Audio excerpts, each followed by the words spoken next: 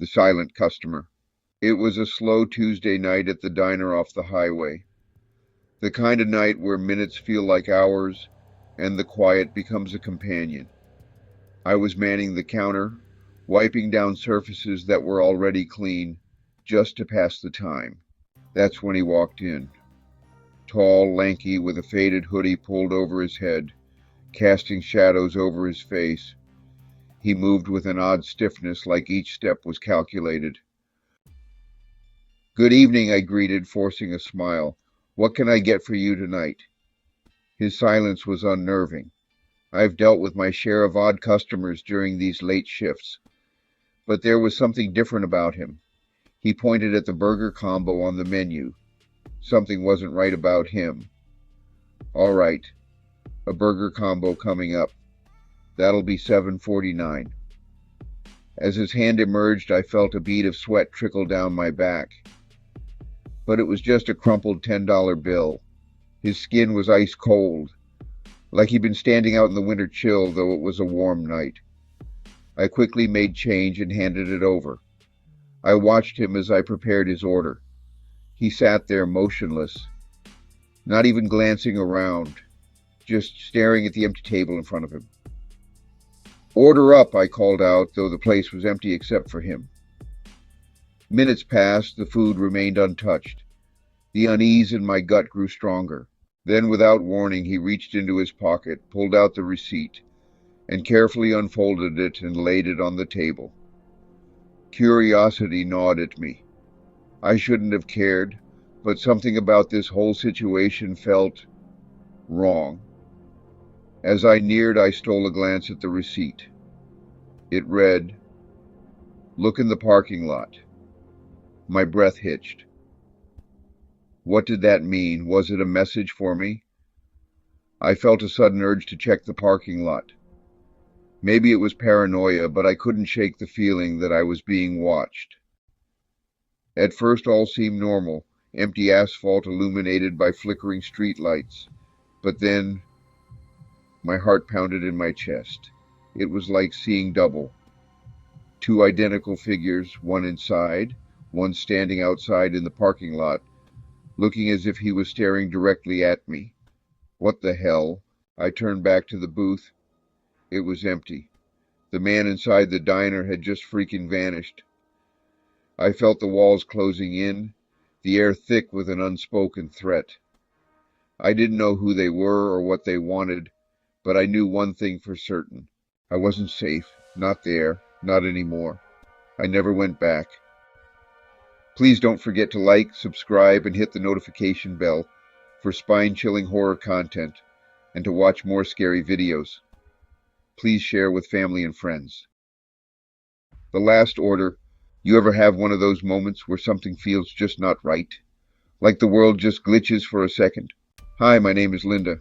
That happened to me when I worked the late shift at a small burger joint in the state of Washington. It was nothing special, just your average fast food place, open until midnight.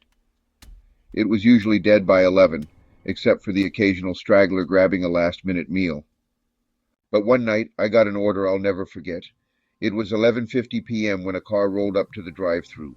"Welcome to Burger Spot. Can I take your order?" I asked, my voice a little tired but polite. I waited, then tried again. "Hello?" A second later, a voice crackled through the speaker. Low, raspy, almost robotic. "1 cheeseburger, extra onions." I typed in the order. "All right, that'll be..." I already paid, the voice cut in. Flat, emotionless. I blinked. No, sir, you still have to. I already paid." There was something wrong with the way he said it. It wasn't annoyed, wasn't aggressive, just final. I hesitated. Maybe it was a glitch. Maybe he placed a mobile order and it hadn't processed on my screen yet. Whatever. It was late. I let it slide. "All right, pull up to the second window." I waited and waited. Nothing. I leaned out the window, craning my neck to check the drive-thru lane. It was empty.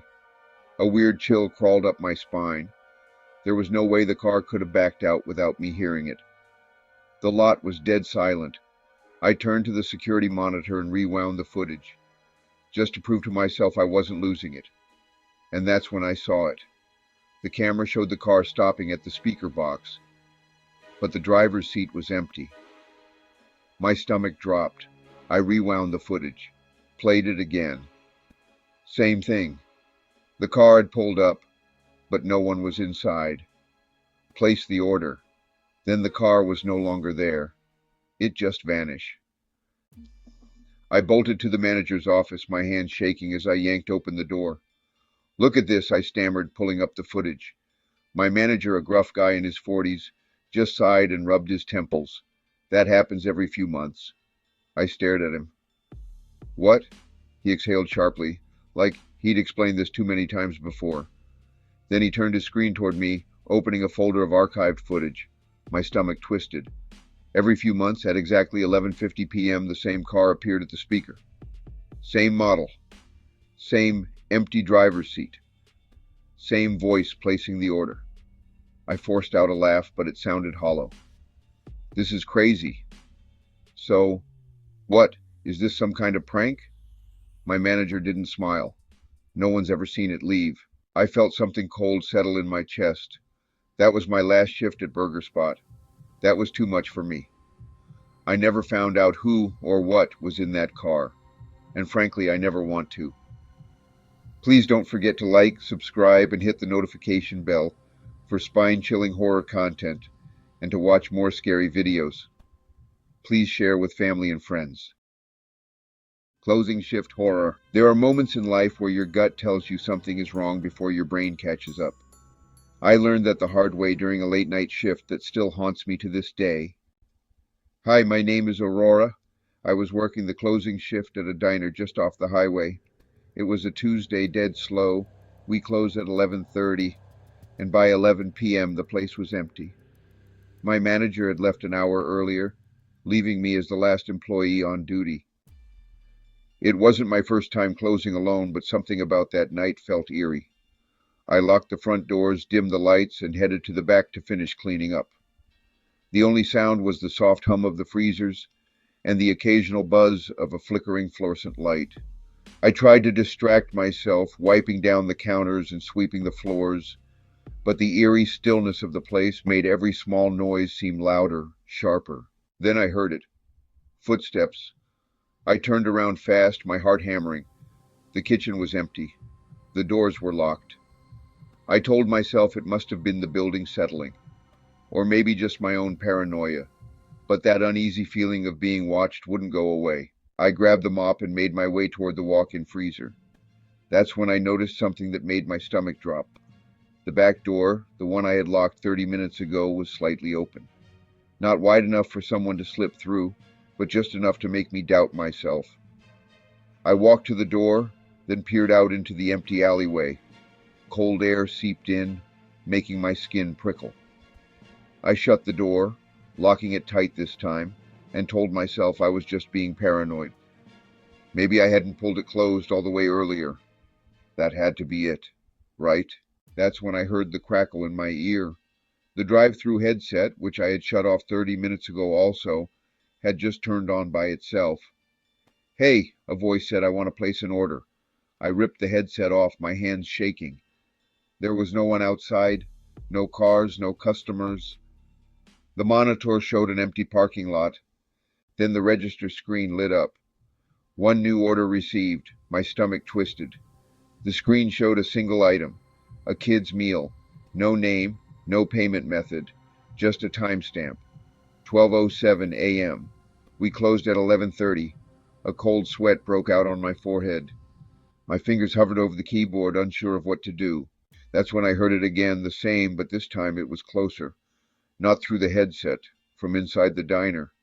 My breath caught in my throat as I slowly turned my head toward the storage room. The door was cracked open just a sliver, revealing complete darkness inside. And then I saw it. A single small eye peeking through the gap, looking up at me. I staggered back, my foot catching on the mop bucket. The crash echoed through the diner as I scrambled to my feet. The door creaked open a little more, but I wasn't about to wait and see who or what was inside. I bolted for the front, fumbling with my keys, my hands slick with sweat. As I finally got the door open, I heard small footsteps behind me, fast and unrelenting. I didn't dare look back. I ran straight to my car, yanking the door open, just as something slammed into the glass behind me.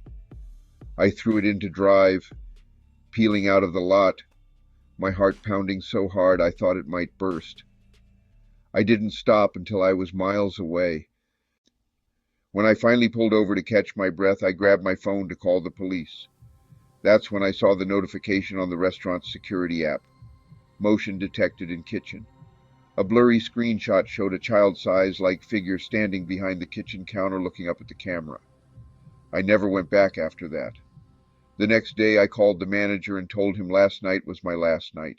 They never found whoever it was. No forced entry. No evidence. Just an unlocked storage room door that, according to my manager, should have been bolted shut from the outside. But here's the part that still keeps me up at night. The kid's meal from that mystery order. It was found sitting on the counter the next morning. The toy was missing. Please don't forget to like, subscribe, and hit the notification bell for spine-chilling horror content and to watch more scary videos. Please share with family and friends.